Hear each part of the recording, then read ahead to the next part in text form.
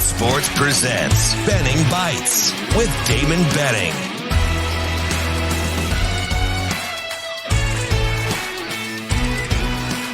Benning Bites with Damon Benning. Now, another episode of Benning Bites. What is on my mind? Gosh, we got so deep into recruiting and program building, and it was piled up on a week in which we were talking resets versus rebuilds. And the thing that I like about this job is, like, if I don't know or I have some questions, I think it's pretty cool. Like, I can just kind of float some things out there and get some feedback just to make sure my perspective isn't skewed, or, you know, I'm not looking at things from multiple angles. And I trust myself enough to, like, not be swayed by a ton of different opinions, but to be able to kind of strain or use like a, whatever you call it, a sifter, a colander, or whatever, to see the good stuff that's left. And so I appreciate you fine folks. And I just think it's interesting, you know, the last couple of weeks watching all these schools come through and do their recruiting. And I talked to multiple coaches, not only from colleges but from the high schools, to get their perspective in terms of how they're treating their student athletes. And then I always pit it against what I see on the finished product, right? If I see Wisconsin or Iowa or Minnesota or Nebraska. Nebraska's a little different, and I'll get back to that in a second, just because the staff is new. But I pit what they say. You know, Oklahoma was in, Colorado was in, Wisconsin.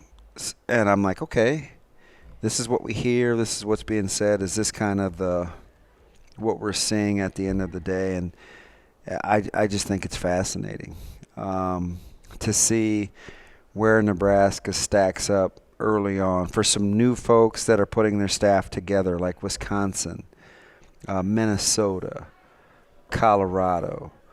Oklahoma may or may not make some tweaks, but a relatively new staff.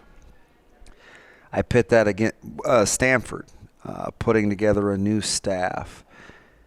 And I always come back to home, man. I'm a Nebraska guy. I love my alma mater. And I always want them to do well. So I'm like, okay, well, where's Nebraska on par with some of these other schools? And I got to tell you, and I don't think I'm drinking the Kool-Aid. You fine folks know that I'll shoot you straight. I think Nebraska is right there. The comps that I would give them in terms of their presence, their aggressiveness, kind of their background, what do they know, what's their frame of reference, it is up there with some schools that have been established, right? Minnesota, Iowa, Vanderbilt, I think they're on par. Clark Lee, this is his first year. And I'm impressed with Nebraska staff. I think primarily because there's consistency and continuity in the message. And it's weird. You know, folks that have listened to me for a while know that I'm one of those guys that talks about, when it comes to leadership, whether it's business acumen or colleges or whatever, sports, as long as those folks that you're in position of leadership, as long as they believe the message and there's consistency in the message to move in one direction, you've given yourself a chance to be successful. And it's not foolproof. Like, I'm not saying, hey, because everybody thinks the same, it's going to yield these results. But you give yourself a chance. And so I can appreciate Nebraska's staff and what they're after in terms of their continuity and consistency of message. And they're not all willy-nilly. I think they're specific and they're detailed. Because in this game of recruiting, guys, I'm a 100% believer. And it's no different in the private sector if you're doing business, or the public sector if you're in a classroom, or whatever your area of expertise is.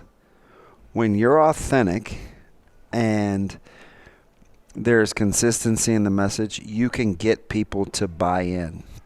And I know we hate the words culture and buy-in and things like that, but listen, in successful entities, whether it's sports or business, There has to be that. People have to be on board that you have their best interest at heart and you're for them. And I think that's kind of the framework to give you a chance at success, which is why I like the direction in which Nebraska is moving. I think they've been way good in that area and pretty impressive. So whether you choose to drink the Kool-Aid, whether you choose to be cautiously optimistic, whether you're like, DB, I've been burned before, I want to see it on the field, I would just simply say to that, you have to start somewhere.